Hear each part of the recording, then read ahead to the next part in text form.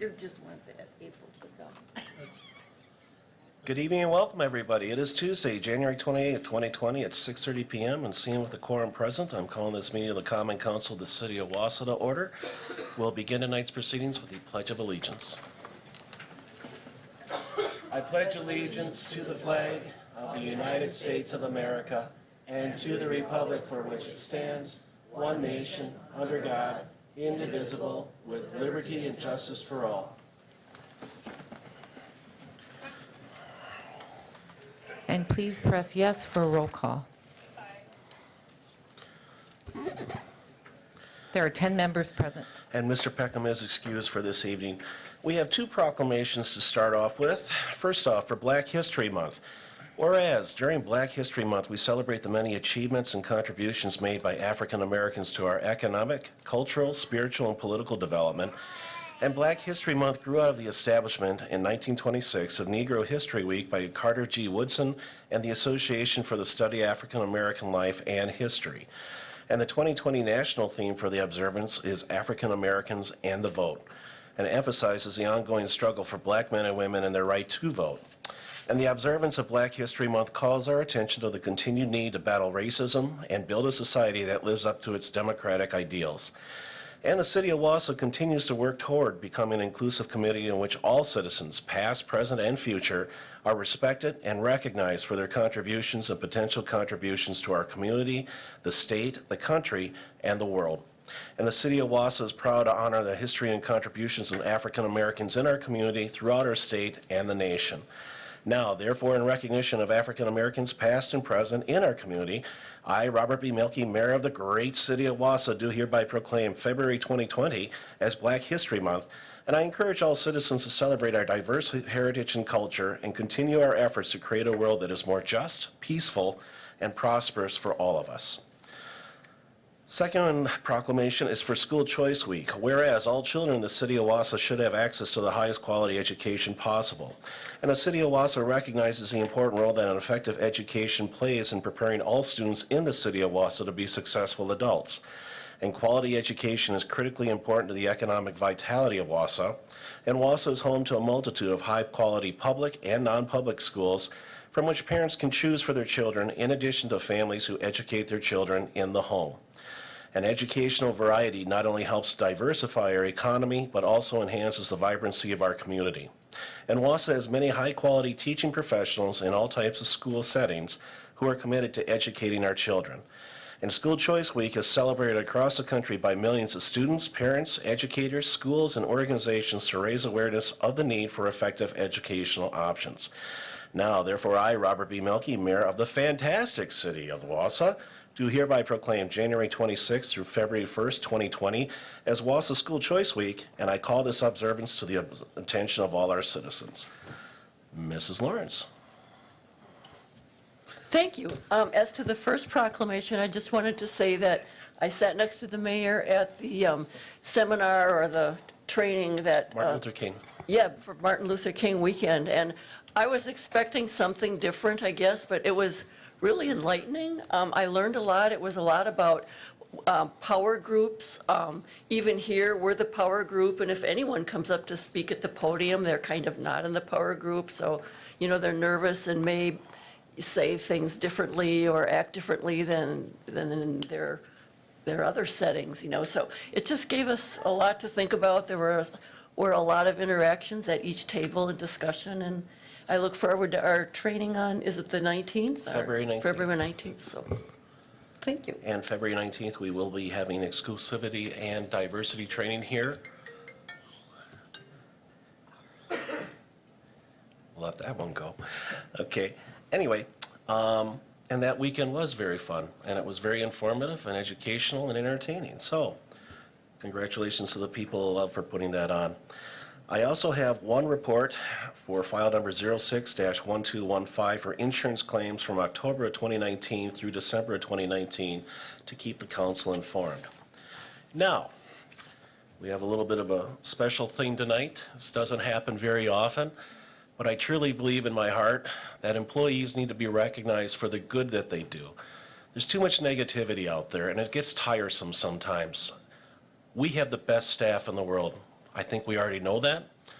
Everybody that works for the city of Wausau is dedicated, professional, integrity-filled. I can't say enough good things about them. But on rare occasions, there are some things that stand out, and tonight will be talked about. And this is for the act of valor. The Valor Award is given to those individuals who perform above and beyond the call of duty at great personal risk to save another's life.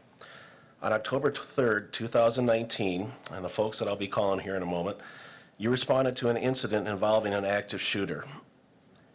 With the shooter still at large, you entered the scene to render care to a patient that had been shot multiple times and was critically injured. The medical care that you and your fellow responders rendered was exceptional and resulted in saving the patient's life despite the severity of his injuries. For your courageous actions on that day, you are presented with the Wausau Fire Department's Medal of Honor. And I'd like to call the following. And for Chief Tracy Kajawa and Battalion Chief Craig Cruzan, if you could come forward, please, and get ready for the presentation. But I would like to ask to have come forward, please, Austin Kramer, Matthew Brockman, Ashley Eggers, and Lieutenant Quinn Ambrosius.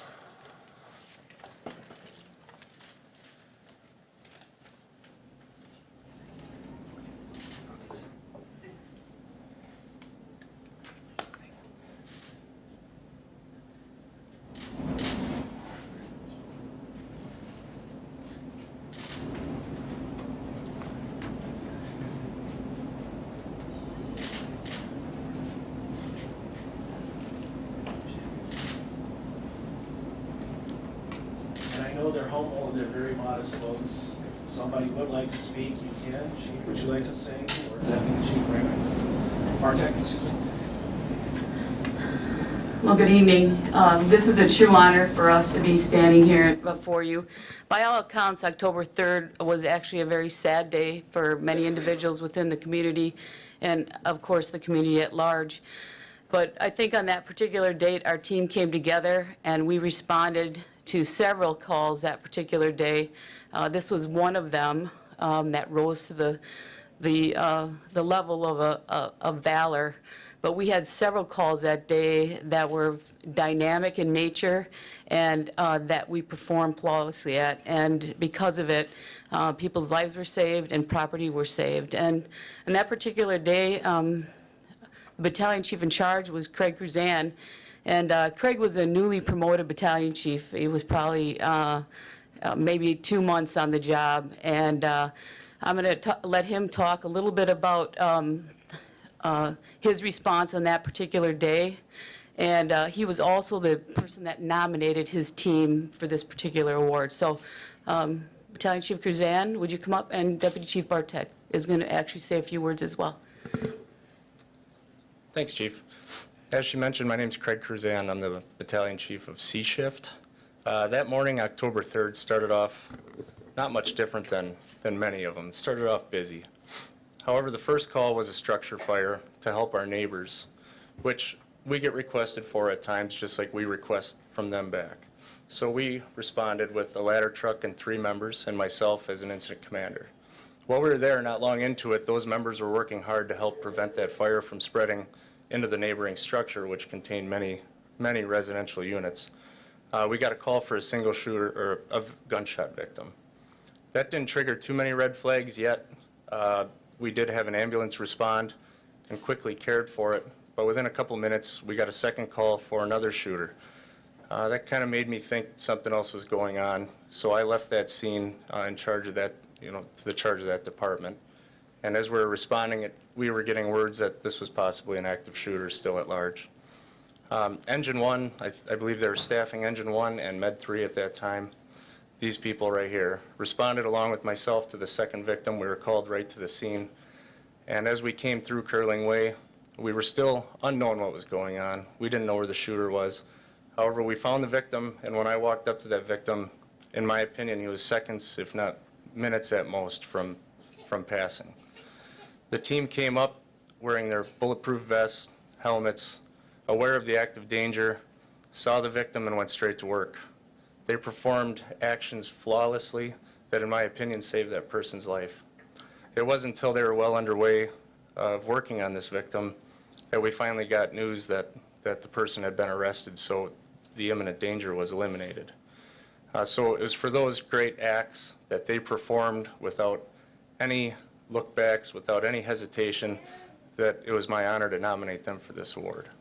Thank you, Deputy Chief. Thanks, Craig. I want to acknowledge the leadership that Craig Cruzan showed that day also. Chief Kajawa touched on it. You know, one of the reasons that we're able to come together and do these types of things as a team is because we have outstanding leadership.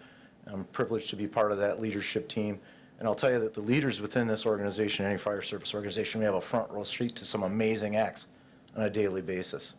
But this and these 4 individuals in a very busy and a large crew, there was 15 on staff that day, plus the command staff that was at the station. These 4 individuals rose above. But yet I want to acknowledge all the individuals that were working that day, despite where they were at and what instances they were working. So the individuals that we had down in Schofield working at the fire were Mike Failing, Nick Gehring, and Mark Hill. On Med 1, we had Troy Venus and Jacob DeClerc. And responding out of Station 2, taking care of the last victim at the scene was Lieutenant Whitehead, James Whitehead, Bob Rohde, Tyler Becker, and Nathan Zellner. All are deserving of an award, but these 4 individuals stepping into the active shooter event that they did. I was in the ED when the patient that they brought in was wheeled through, and I could not believe that they had that stabilized that patient to the level that they had, and I was extremely, extremely proud of them. So great job, guys.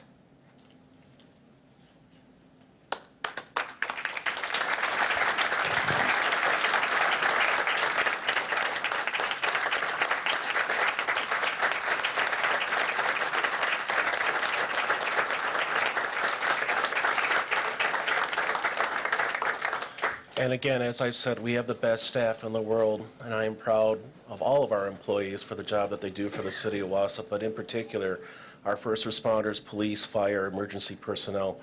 Thank you for what you do in protecting us here in the city of Wausau. We are grateful to all of you. Thank you.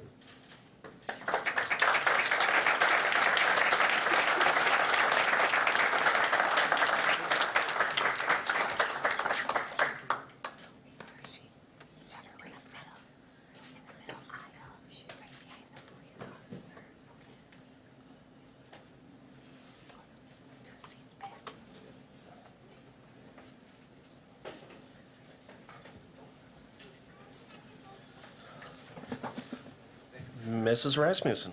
Thank you. Just, I guess, to follow up on the mayor's comments during our presentation of the Award of Valor, something came to my mind as he was talking about the call and the specifics of the call. And every time we swear in new firefighters and new police officers, I try to make it to those swear-ins, and I try to say a few words, and it seems like I've done it enough that I start to always say the same thing. And I tell them that the public calls them to do a job that the average person can't do. And on their average day, they see things that they shouldn't have to see, that they can't unsee.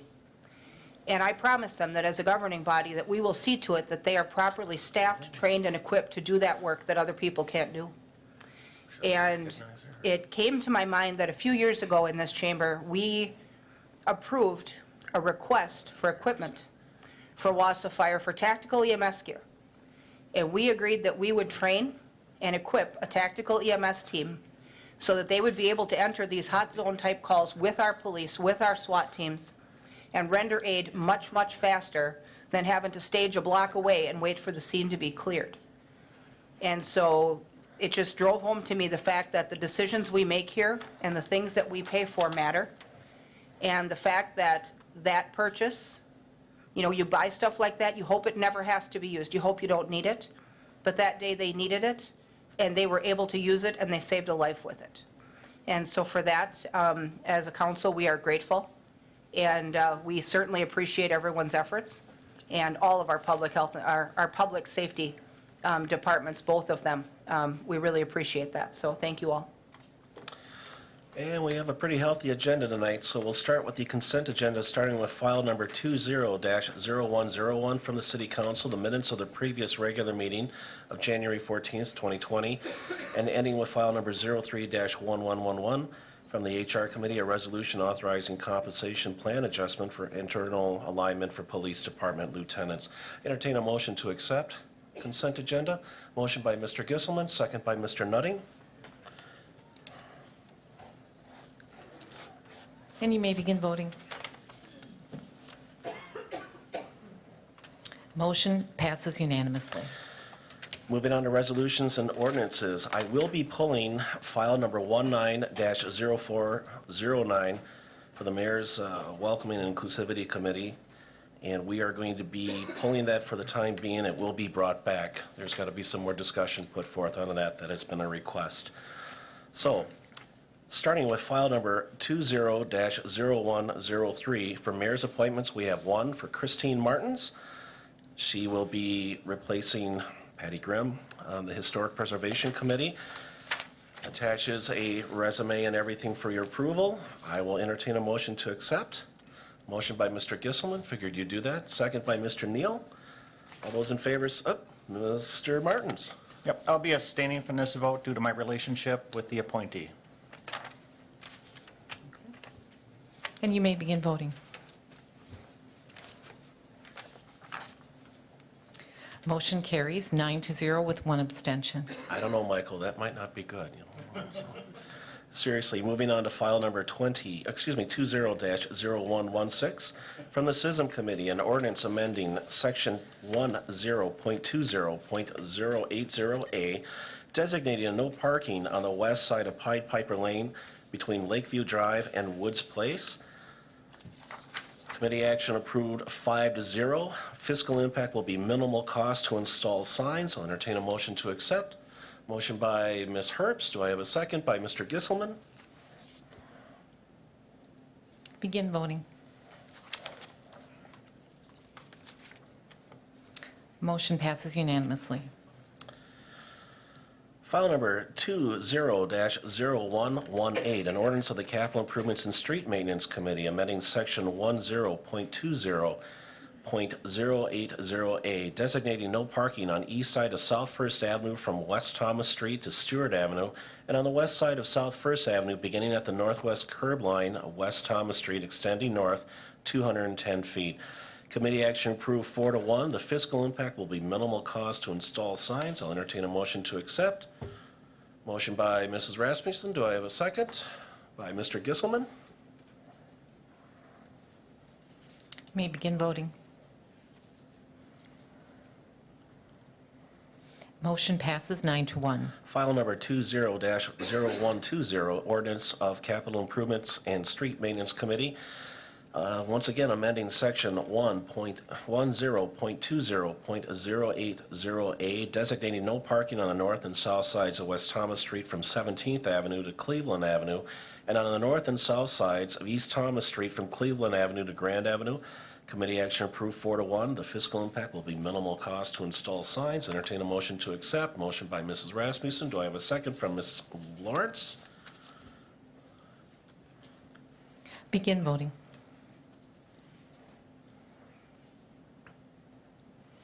Motion passes 9-1.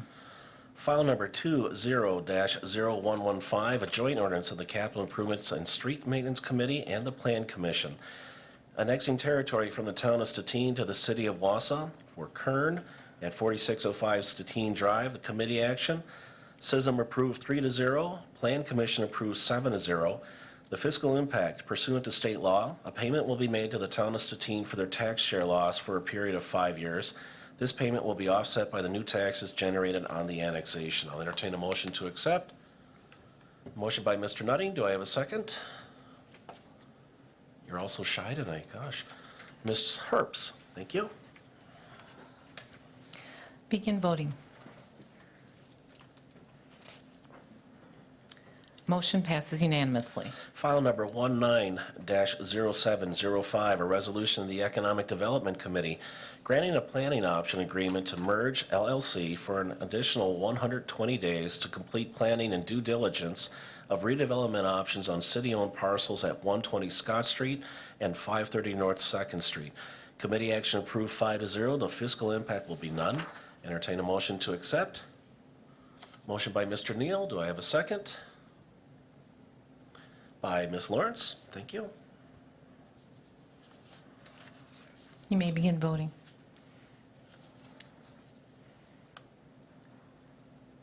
Motion passes unanimously. File number 20-0122, a resolution of the Economic Development Committee approving the proposal by the Dam Place, their affiliates or assignees, for the sale and redevelopment of the former West Side Battery and L&S printing properties at 401 and 415 South First Avenue. Committee action approved 5-0. I'll entertain a motion to accept. Motion by Mr. Nutting, second by Mr. Neal. Yes, Mr. Smith, I'm sorry. What is, we're going to be giving them the property for $1. At one time, I read somewhere that we were also going to provide some funding. Has that been changed, and we're just giving them the property for $1? Correct. Correct. So, okay, our only end is just the property. I believe so. Yes. Okay, thank you. Okay. You may begin voting. Motion passes unanimously. File number 15-0708, a resolution of the Economic Development and the Finance Committees selecting River Life Wausau LLC, Mr. Odie, Mr. Riveron, Mr. Vagut, and/or their affiliates or assignees for the River Life Villages Phase 2 residential project and approving assigned development agreements and transfer real estate for proposed condominium project. Committee action, Economic Development approved 5-0, Finance approved 5-0. The fiscal impact will be $485,000. Entertain a motion to accept. Motion by Mr. Neal, second by Mr. Nutting. Mrs. Tao. I would just like some clarification on the performance amphitheater facility. Is that going to be a collaboration and expenses between the city and the developer? Mr. Schock, would you like to come forward and explain, please?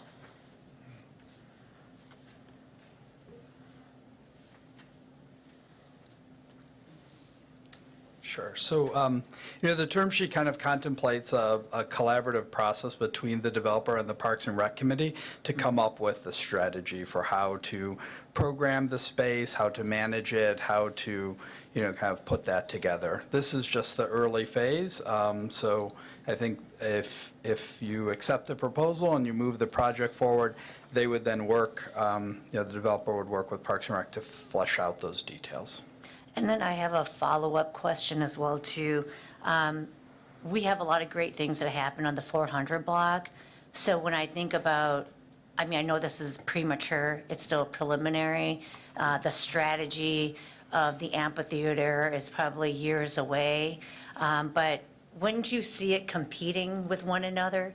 Sure. So the developer. So it is, the picture in the packet, I'm looking at Elder Neal, the picture looks like extravagant and looks huge. So it just made me think about, would it attract and deter other people to a different location, therefore taking away the foot traffic and the ability for us to continue building a stronger economy for some of our small businesses around the 400 block. So I was just, it's not clear what the amphitheater is going to do, but I just thought it was a little concerning that that's why we have the 400 block. So maybe this isn't towards you, Chris. Well, I it's- guess, it was addressed at the committee, the vision is to kind of inspire a variety of different environments where, performance art is possible. So today we have a stage that,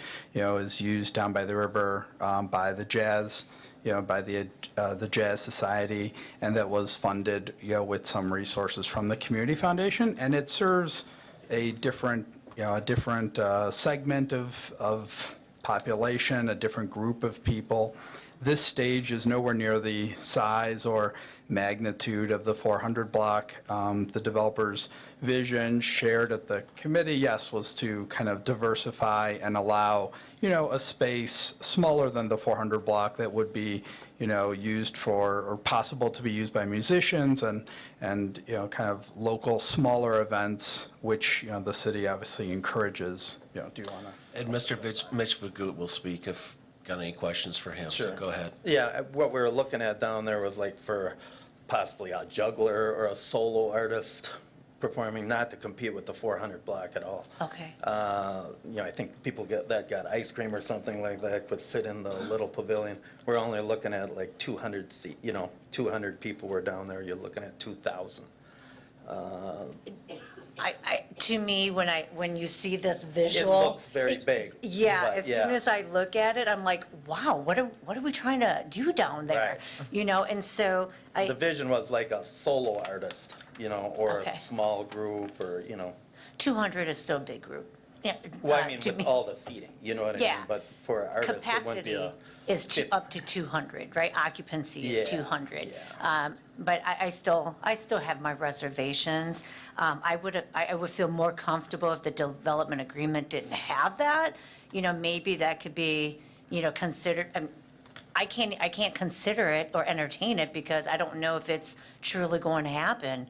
I mean, unless this is, Again, you can read the term sheet that it notes that there would be an ongoing discussion between the developer and Parks and Rec, and this would come back to council through Parks and Rec as a project, determining the size, the scope, the kind of meaningfulness. I think we're appreciative that the developer is adding to the public benefits of the riverfront, and, I would argue with you that enlivening the riverfront or energizing it with any kind of performance spaces, multiple performance spaces that engage different type of artists is certainly a goal of the city.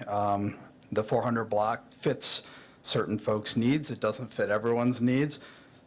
Mitch is an artist himself. I think the development team was just looking at that and saying, we think this is a good location for it. The committee felt, I think, the same, that it's worthy of discussion, and that's why the term sheet just says a collaborative process, to determine that you're not making any commitment today in approving the project. well, I appreciate it, but I also, I think we all agree to disagree, and we have difference in opinion and expectations about our development opportunities. And I truly believe that if we surveyed or talked to others around the area, we might get some different opinions, which I did. And so I don't feel comfortable with it, and with that, I will yield back, and I will be voting no. Thank you. Mr. Smith? Thank you, Mr. Mayor. This is the same group that's developing the other River Lives, which seems like it's been going on for decades. Is that correct? Yes, yeah. Right. So we're getting in bed with the same people for another development, yet they've not delivered on the first development yet. So we really don't know what their track record is going to be. That's a little concerning for me. I don't know how you want me to answer that. You voted for this project in committee, Dennis. The building is under construction on the riverfront right now, the River Life Phase 1. As you know, in approving Phase 1, we held the developer to submit a proposal before the end of the year to continue the project, because you'd be the first to highlight the fact if we hadn't had continued momentum on the River Life area as well, and we agree that it's important to keep the project rolling. So they have now presented Phase 2, and the committees have accepted Phase 2. Well, I'm sorry to pinch your nose, Mr. Schrock, but I didn't say that at all. And I did vote for this, but I'm starting to have second thoughts. And I do not like your tone. I don't Like, I appreciate don't yours even either, like you but when it comes whatever right you- down to Okay, it. gentlemen, but, let's keep it respectful Yeah, and I'm glad to professional. answer your that goes questions. both ways, Mr. Henry. I'm saying gentlemen, please. One of us is at least. All right, that answers my question. Thank you. Okay. Mr. Neal? Thank you, Mr. Mayor. Well, this is another project that really happy to be doing with, local people. That is just a plus in my mind. Going way back in our discussions for our visions for down along the river, we've always talked to potential developers about our interests in promoting a sense of community down there that goes beyond just the people who reside there, that people that are just happening by don't feel like they're intruding, and they feel that this is part of their community. It's something that they can enjoy. So regarding the amphitheater, This was not at the behest of the city at all. The developers came with this idea as part of their proposal, and it was rather surprising, and it made me feel good to see that they understand how the city feels about the public aspect of private development on the riverfront. So we were very happy to see it. I'm looking forward, hopefully, to work on them as part of the Parks and Recreation Committee to flesh this thing out, because I think it's a really cool thing with a lot of potential, and it adds just another element of interest to that stretch of rivers. So I wholeheartedly support it. Thank you. Ms. Lawrence? Thank you. I'm a person you don't make cry very easily, but when I see developers coming to the table, and of course, we're at the table with incentives also, and that's how it works, it makes me think back to when we first hired Vanderwall and Tim Anderson, and I remember sitting there thinking, oh, God, sounds good, but none of that's ever going to happen. How are we ever going to get somebody to invest money in some of this property? It just, and here we are. I mean, all the years in between, and all the legislators and mayors in between, I think it's wonderful, and I also think as far as the amphitheater, I hate to see something fail because we're closing a door on opportunity. My God, there's, garage bands and the CVA, the conservatory. There's lots of musicians and performance artists out there, I think, that could spill over into a smaller venue like this and attract a lot of people to support the businesses and things that are going to be along the river. And I don't see it as a competition at all with what's downtown. I think it could be a challenge to find, additional staff to program it or whatever, but that's a great challenge to have. So I tend to support it, 120%. Mrs. Rasmussen? Thank you. This one I agree with Ms. Lawrence on. When we first built the 400 block, there was fear, or some fear in the community, that developing the 400 block stage would kill the grandstand at Marathon Park, and that didn't happen. Both of those venues are still used. They both serve their purpose. A few years ago, when we decided to allow that small stage behind the library, Mr. Neal was pivotal in getting that to happen. He knew a group of musicians that were looking for a way for, people just starting out to book a venue to play their music for the public, but not have to go through the minutia that it takes to rent the 400 block, and they didn't need near that kind of size. And the initial reaction, I remember like it was yesterday, from the park department was negative. But the more we talked it through, and the more we talked about what those opportunities are and how different they are, that stage came to fruition. They found some money for it. It's programmed. The Sunday night jazz thing is really popular. This will be really no different. And I think if the Park and Rec Committee can work with the developer, it's just one more way to add energy to river life. And, like Tom said, make sure that it doesn't feel like someone's front yard. We purchased that land with public money, and our goal all along was to make sure that everyone feels welcome down there beyond the folks who reside there. And I think this furthers that. And so I was excited in committee to see the developer create a public amenity in that area, because I think that's something that we need. And I think all of them will be programmed and used in different ways and complement one another. So I also support the idea. Mrs. Tao? Thank you, Mayor. I just want to put on record to the developers that are here tonight, those that are watching, if they are, that I'm not anti-development. I am for the development. I'm glad you're here at the table. I'm glad that we have opportunities to provide you with resources, and you provide us with, beautiful buildings and architecture and things that's really going to make this community vibrant and really building onto the quality of life for those who we're trying to attract to come here to the city of Wausau. The part that I am concerned with is when we have open-ended term sheets. All right? And if we take a look at our track record, and I'm going to continue to remind us, this is a very challenging property. We've lost dollars in these numerous opportunities because we may not have term sheets that are very clear. And when we leave things open-ended like this, we're going to talk about exiting another contract later in this agenda. And so there's a trend. And that is the part that I am concerned with. I'm not concerned with the opportunities for developers to come in here and make this place better. My concern is more on the language in our term sheets, and I think that we need to be a little bit more clear so that the constituents that continue to hold us accountable for our decisions and our votes, that I have a good conscience when I go home because I voted the way how the community, the taxpayers are sharing with me. So that is my concern. I don't want it to be perceived that I am not for development for this community. Thank you. Yeah, maybe I'll just address your concerns. Again, the term sheet is a very discrete document, but, the only open item or the only item of continued discussion is if an amphitheater is to be developed. The project is very discrete. It proposes a condominium project with a very discrete construction value, and the city's incentive is very well defined in there. To help address some of Alder Smith's concerns, just to verify, again, this is a reverse TIF incentive.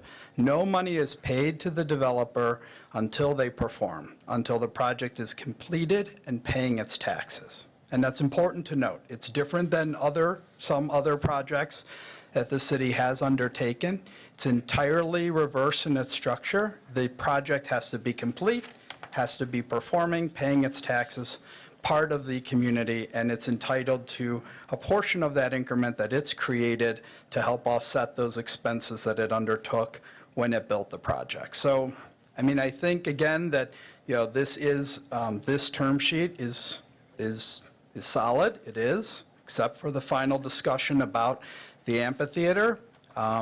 We felt, from a staff perspective, that the amphitheater is an ongoing discussion. It's going to be something that's fleshed out.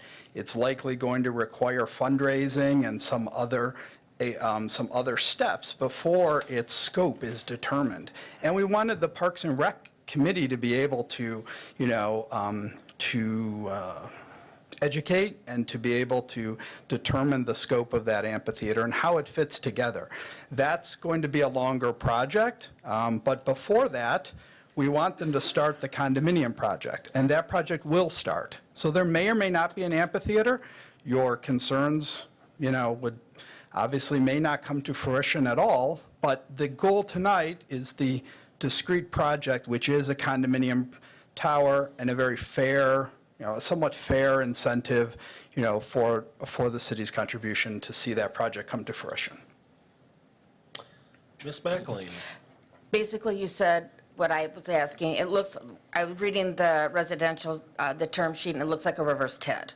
Correct. So, that's what I was going to ask. I was looking at the term sheet, and it looks like a reverse TID. It looks like we're not putting money up front. It has to be built. Correct. And it has to be performing before they get any money back. So Correct. and then you said it while I was listening, but that's what I read here too.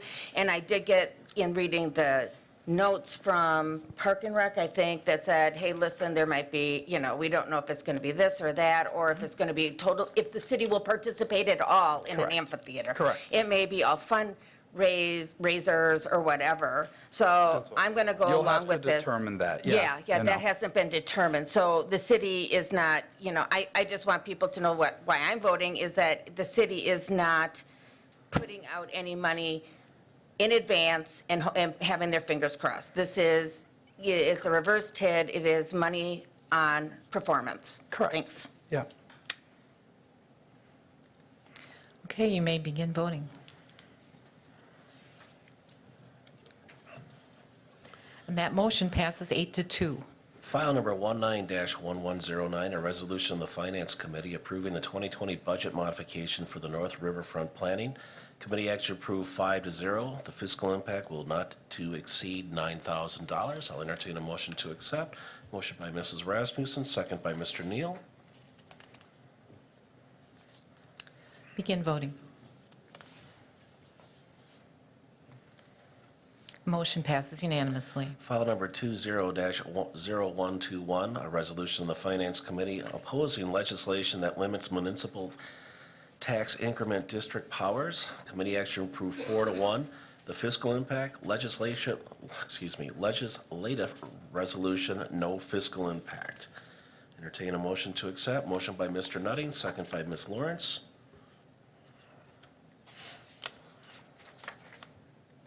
And begin voting. The motion passes 7-3. File number 20-0112, a resolution of the Human Resources Committee reclassifying the Police Department Administrative Assistant 2 position to Administrative Assistant number 3. Committee action approved 5-0. The fiscal impact will be $2,500. Entertain a motion to accept. Motion by Ms. Herbst, second by Mr. Nutting. Begin voting. Motion passes unanimously. File number 20-0119, a resolution of the Human Resources Committee approving increase of staffing levels of the wastewater plant maintenance mechanic and sewer maintainer by 1. Committee action approved 5-0. The fiscal impact will be none. Entertain a motion to accept. Motion by Mrs. Tao, second by Ms. Lawrence. Begin voting. Motion passes unanimously. File number 20-0113, a resolution of the Human Resources Committee designating New Year's Eve as a paid holiday for employees. Committee action approved 5-0. The fiscal impact will be none. Entertain a motion to accept. Motion by Mr. Neal, second by Mr. Martins. Mr. Nutting. Is this the full day or half day? It would be a full. Thank you. And begin voting. Motion passes 8-2. Next up will be suspending the rule 1D, transmission of committee business to council for the items marked pending committee action. 2/3 vote will be required. I'll entertain a motion to accept for that. Motion by Mr. Neal, second by Mrs. Rasmussen. Begin voting. Motion passes unanimously. File number 07-0210, a resolution of the Finance Committee approving the city's waiver of first right of refusal to repurchase property at 8101 International Drive from Packaging Tape Incorporated. Did I? Yeah. I did. My apologies, folks. Got one out of order. That's what happens at the last minute. Okay, my apologies. Going back to file number 17-0408, a resolution of the Finance Committee approving termination of the contract between DevNet, Inc. and the City of Wausau for assessment software. Committee action approved tonight 5-0. The fiscal impact is unknown at this time because there will be a new RFP being proposed. Entertain a motion to accept. Ms. Lawrence, do I have a second? Mr. Martins? Mrs. Tao? And just to let the record show, we do have Mr. Klein here from IT if there needs to be any explanation, or our city attorney as well. Go ahead, Mary. Jerry, can you come forward, please? I don't even know where to begin. Thank you, first of all, Council President Lisa Rasmussen, for getting the additional information in the summary. I've read it. I did not get a chance to go into the Finance Committee meeting minutes to look at all the discussions, but I'm concerned that it's been 4 years, right? 4 years, 2 failed attempts now. And now we're going back to the third bid, right, that we did not select 4 years ago. And we're also out $150,000 with remaining $112,000, and we still don't have an assessment replacement tool, right? So my first question is, are we still running the current assessment tool from 4 years ago that for some reason needed to be replaced because it's not in compliance, or what is it? The software that we're running on right now is this, back in 2013, the vendor that provided that said they would no longer support it, which is Okay. what initiated the look for replacement. It's been actually a pretty good product. It's been out of support for 5 years. It runs on a server that we have stored out in the cloud. It doesn't support Windows 10. So it's out of support. Thankfully, it's been continuing to operate. Okay, and thank God for that. I'm sure it keeps Keep you your up at fingers night. crossed. I'm going to cross my fingers for that. I'd like to understand, what kind of deliverables did we put in place in our, I'm not talking about the contract. I'm talking about milestones on when things were to be delivered. The first time with VGSI, and when we got to 2 years and 2 months and we still didn't have a stood-up system replacing our current system, why weren't there earlier red flags? I mean, maybe there were, Jerry, and maybe there were discussions, and maybe there were, vendor expectations that, you're having, but, at the council level, we're not aware of that. But then, we exit off of that contract, we lost some money there, and then 2 years in with DevNet, and it's the same cycle. So I'd like some answers. I can do the best I can. To be a little awkward about this, the assessor that was involved with both of those selections and I disagreed several times on this, and I think those that were involved in the council at the time were aware of that. But both of these vendors kept getting a little bit done, and so it was death by 1,000 cuts. So it was one of those things where, okay, you got to get this done, you got to get this done. And they'd get 2 things done, but there was 4 more that needed to get done. And that's pretty much been the MO with both of these vendors. And who was accountable to make sure that things were getting done for the projects? Was that you or the assessor's office? Who were? Both of us, for sure. The assessment department and the IT department got to work together. I can't force them to buy software that I want them to buy, and I understand. same thing goes my way as well, right? I mean, they're your business partner, right? Well, and they know their job, and they know the expert, if they say, hey, this software's got to do this, I'm not really in a position to argue with them. I'm not an assessor. So they have very complex work that they have to do. But at what that point? I can't argue about, well, Right. you should have accepted the software that way. That's got to be their responsibility. I mean, it makes me think about their promise, the vendor promised 8 months, right? Implementation would be 8 months, and, we paid this upfront. And Ann, were there payment schedules where at signing, maybe we gave them 50,000, and then, at 50%, 75%, then they get another disbursement from us? How was the contract laid out? Yes, Alderperson Tell, that is correct. There were milestone payments, correct? I think a payment was made at signing, 3 whose milestones haven't been reached. Both the contracts had milestones. Yep. I would say that the second contract had better milestones than the first, but they definitely had them. Let me just quick grab this. Give me a second.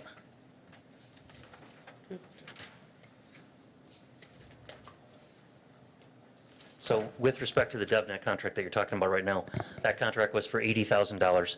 We were required to pay we negotiated, I should say, 6 payments.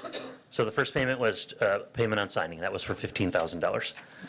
The second payment was for $10,800 for the basic software to be installed. Okay. All right, so they made that. So we paid both of those payments. The next payment was for conversion of the data, and although they struggled with it, they did get data converted. Okay. So that was $6,800. So now we paid out $32,000, $32,659. And then the next payment that they would have been due is the one that we haven't even gotten a bill for these 3 payments, just to be clear. The next one was for all interfaces working properly. You can see from the notes that Rick provided, there was 4 interfaces that are not working. So I'm pretty comfortable if they send us an invoice for that, we're going to be like, hey, you didn't deliver this. The next invoice would be, the next payment that was in the contract is for customization and evaluation modeling complete. And Rick here, our current assessor, he can speak to better than I to their failure to deliver on valuation modeling. And then the last payment is for $31,000 it's actually $30,963, but that's for final acceptance. Okay. So we haven't received any of those bills.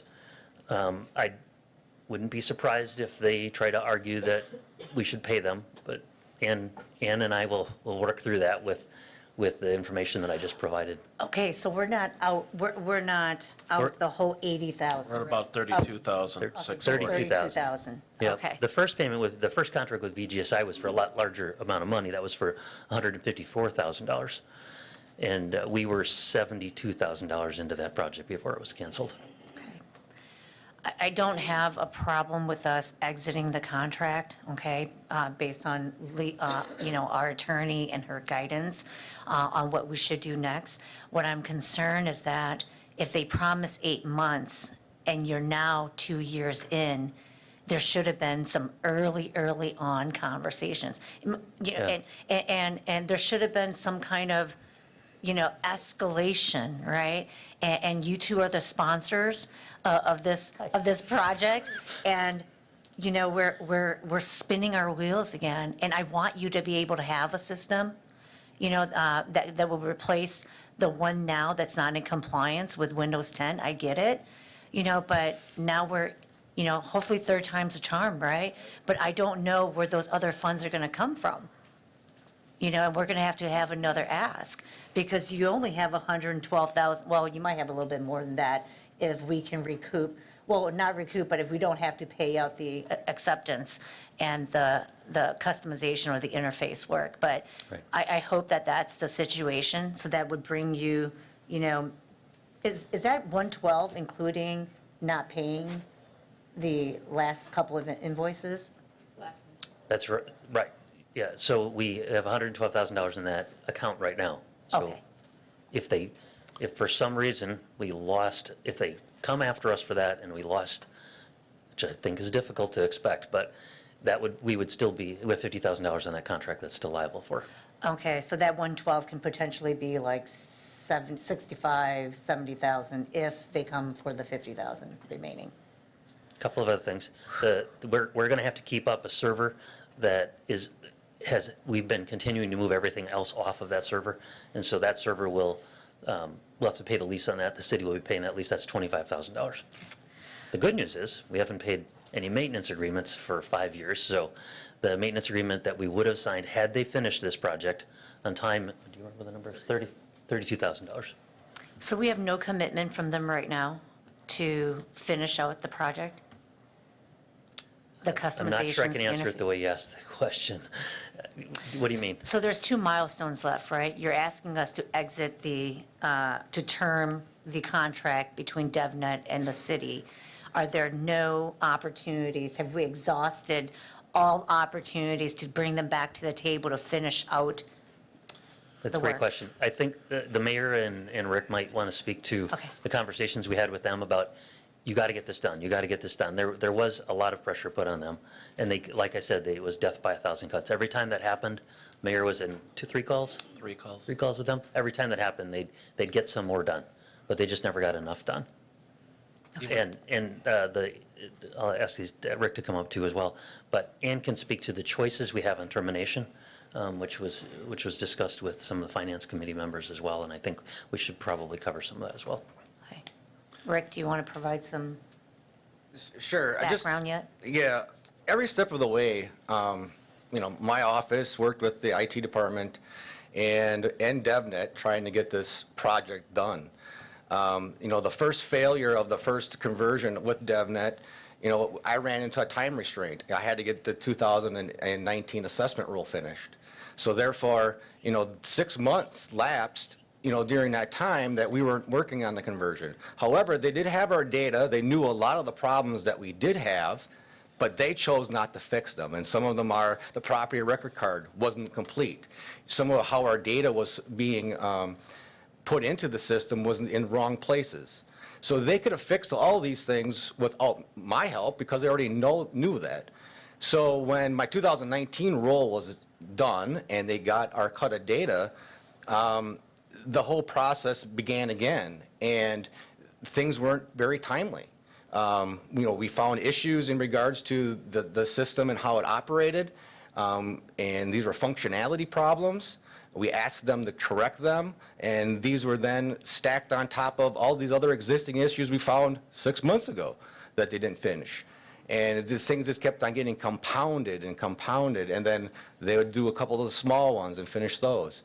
So, it got to the point, as Jerry said, and the mayor, is that we've asked the mayor to come in on these conference calls. For the second conversion, we had required weekly meetings with them twice a week to move this project forward. And, when we lit a fire, they hurried up and did a bunch of things, and then, poof, you didn't hear it from them. you know, and then when we talked to them on the phone, it's like, yeah, well, I have to get back to you on that. And it kept on pushing or kicking that can down the road, and I was just getting tired of it. And for the record, we spoke with this company 3 different occasions, November of 2018, summer of last year, and the final time was in October, late November. It was myself, assessment, the assessor's office, excuse me, and the IT department. Basically, they would get just enough done to keep things going, so to speak. This last time I said, if you don't have it done, we are going to drop you, period. And that's where we're at today, because they cannot fulfill this obligation. We need to move forward. And I guess the only reason, correct me if I'm wrong, these companies, they just can't keep their software people. I don't know what the deal is, but I'm going to guess that's what the main problem is. And they made their promises, and now it's time to move forward. Yes, we will be out $32,000 with this company, but I think it's time we move forward to go with a new vendor that will get the job done, and the timeline will be put in the new RFP. So, okay. Mrs. Rasmussen. Thank you. The discussion that we had in finance about this, I think it's important that we brief you on. We did learn from IT and from the assessor that there are essentially 3 vendors that do this work. What we've counseled them to do is that if we approve tonight the exit from the contract, is that in parallel with that effort, that they would release an RFP that in detail articulates Wausau's needs and Wausau's timetable for its needs. That said, Wausau, on the assessment side, collects a larger amount of data than smaller communities. And so when you go to convert that data into any product, it's a little more of a task than it would be in a small suburban community. And so in that case, these 2 smaller vendors, we believe, bit off more than they can chew. But we've also asked them to secure some on-site demos of these products and have a real conversation with the vendors so that everyone's expectations are managed on the front end, that they know what our needs are, what our timetable looks like, and we know what their timetable looks like for the deliverables. Obviously, on any contract, we would want benchmarks like we've had in the last 2. After the first experience with VSGI, the benchmarks in the second contract got better because they learned through that process what they would not tolerate with a new vendor. That said, the original recommended vendor, we discussed the caveats of that software, whether or not that software has evolved any. That software was designed for contract assessors that go from town to town and offer those services on a contract basis, and they use kind of a cookie cutter approach, which whether or not they could absorb the volume of data we have, we don't know. And Rick articulated in our meeting that that software, as they saw it when they selected this DevNet product, does not image their sketch work of any of our properties. He has tens of thousands of these sketches that are essentially wasted if you pick a cookie cutter type product. So that's why they were trying to tailor the product to their needs. They ended up with a specialized vendor. We are kind of at the mercy of a lot of software vendors because our IT folks, by and large, don't write software from the ground up anymore. They buy a cloud-hosted solution, they pay for maintenance on it, and they get it to talk to the other stuff we have. And that really is, where that's left us. So we asked all of the same questions in the committee that Mary asked. I had the same questions last week when I asked for the information that was circulated to you. And as far as the contract exit, the recommendation from IT was that we exit the contract with a 30-day notice, and the provisions of the contract allow for that. So we clearly would not pay the remaining invoices that we haven't been billed for yet. They did not deliver the product. And felt we had a decent defense to those bills if they are received.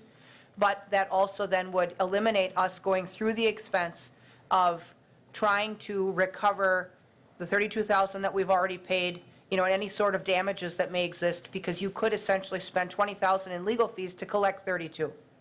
And so to make a clean break, get the RFP going, and get moving forward while we have $112,000 to work with, that amount of money is more than the DevNet contract was ever proposed to cost. And that stems from the original allocation for the software that we made nearly 5 years ago. It was over $200,000 that we had earmarked for that effort to start with. And so I think if they're clear about our needs and we all are clear about our expectations, hopefully we'll have a way better outcome. But that was the discussion that we had in finance when we made this recommendation, that the committee recommended that we exit the contract. So there's not minutes from that meeting. We had the discussion this evening, so I wanted to make sure that everyone knows where we left off. Mrs. Jacobson has something to add. Thank you for that, Lisa. I just wanted to add on to that for the benefit of the rest of the council members who aren't on finance, that, and I believe Mary asked this question earlier, we read all the other contracts that DevNet had entered into and negotiated the best of all parts of those other contracts into ours, and so there are two separate termination provisions. The first one provides for us to notice them of specific breaches, and we do have everything, documented and well laid out that we felt would be a breach of the contract. But we have to provide a 15-day notice of a right to cure those defaults. And then if it's not cured, we have to send them a notice of intent to terminate, it basically giving them another 30 days within which to cure those defaults. And we did go down that road with Vision, or VGSI. We did send 2, 3, maybe even 4 letters to them following a similar process. And you get into an argument with them over whether or not they actually cured it. And then, after the 45 days is gone, we can send a notice of termination, giving a future effective termination date. And under that provision, as Lisa alluded to, no further payments are owed by the city of Wausau, and DevNet will refund the portion of any payment that the city made which is attributable to the items which serve as the basis for the default. So it would be a lengthier process. It would entitle us to ask for all of our $32,000 back, but there's no guarantee that we would get it. And as Lisa pointed out, at what cost would that be to try to even get a portion of that $32,000 back? So those are really your two options, and I think finance is recommending that we get that RFP out, terminate it on 30 days written notice without cause, so we don't have to go into any detail, and we'll leave that as it is, and we'll see what happens afterwards, if council approves that method. Thank you. Miss Lawrence, excuse me. Thank you. I wanted to really ask Ann if the therefore be it resolved paragraph of the resolution is specific enough, because we kind of dealt with 3 different options for termination, and it was really the last one, which was 30 days without cause. Does that need to be in there? Yes, thank you for catching that. I think that's a good suggestion. That's much more precise, and it does show that the council, then the council knows what they're voting on, rather than giving staff the discretion to do it however we please. If that's what the committee is recommending, then we should agree to add that by consensus or amend it by motion on the council floor to pursue that option. Thank you. So which are you doing? Mrs. Towle? And if it's already in the legal language in the contract, I think that it's okay for us to leave it at the discretion of city staff, such as yourself, Rick, and Jerry, to be able to leverage the clauses that's in the termination within the contract. So do you believe we truly need to have that? I mean, I love the suggestion and the recommendation. I think that we already had the legal language supporting the direction that. Oh, okay. Yes, Oh, okay. that's true. I thank you for your trust, Mary, but yes, I think Linda makes a good point that it should be the further option that they selected that was unanticipated when this resolution was drafted, and then we'll know what the council is voting. You'll know what you're voting on, and you'll know what you approved. I mean, we're going to do what you recommended if it passes council anyway, but it probably wouldn't hurt to put it in there because that is your recommendation. I was going to Amend say, it? if you would motion. I would amend the motion, yeah. I would amend the resolution then in the last paragraph, therefore, be it resolved by the Common Council of the City of Wausau, et cetera, to direct staff to pursue termination of the contract with DevNet Incorporated with a 30-day notice without cause, or however, I mean, your language. Okay. I'll amend the motion. Okay, do we have a Second. second by Mrs. Rasmussen? And you may begin voting on the amendment. Motion passes unanimously. Now we have to vote as far as the original motion. Okay, one moment. And you may begin voting on the original motion. As amended. Motion passes unanimously. File number 07-0210, a resolution of the Finance Committee approving the city's waiver of right of refusal to repurchase property at 8101 International Drive from Packaging Tape Incorporated, AKA Rocket Industrial Incorporated, to Rocket Properties LLC. Committee action approved 5-0. The fiscal impact will be none. Entertain a motion to accept. Motion by Ms. Lawrence. Do I have a second? By Mr. Nutting. You may begin voting. Motion passes unanimously. And file number 08-0608, a joint resolution of the Human Resources Committee and the Finance Committee amending the salary rates for the temporary positions of election chief inspector and an election inspector. Committee action, Human Resources approved 5-0. The Finance Committee approved 5-0. The fiscal impact will be $12,000. I'll entertain a motion to accept. Motion by Ms. Herbst, second by Mrs. Rasmussen.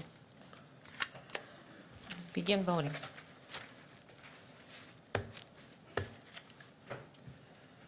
Motion passes unanimously. And we're at that time where I would always allow for public comment and suggestions. If anybody would like to come forward, now is your chance to talk about something going on in the agenda or here in the city. If you'd like to come forward, I ask that you keep your comments to 3 minutes and your name and address for the record, excuse me. Would anybody like to come forward and speak on a matter? And one more, Mr. Nutting. Thank you, Mr. Mayor. I just wanted to thank our city staff for their great work on the Public Works Department for the snow removal during these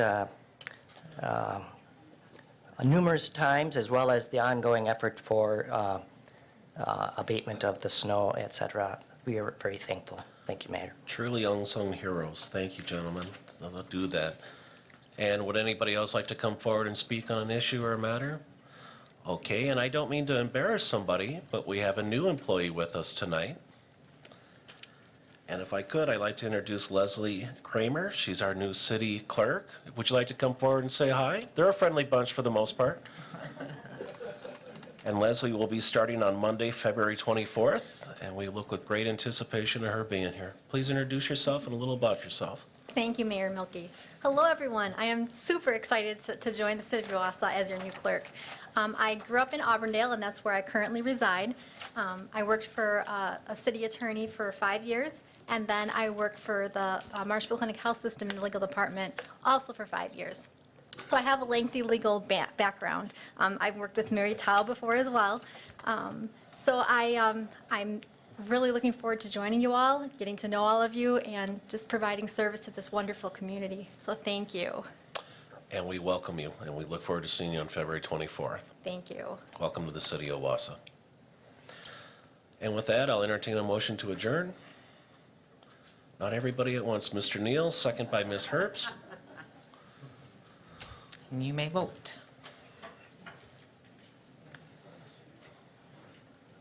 Motion passes unanimously. And at 7:38, we are adjourned. Everybody have a fantastic evening. Thank you for coming.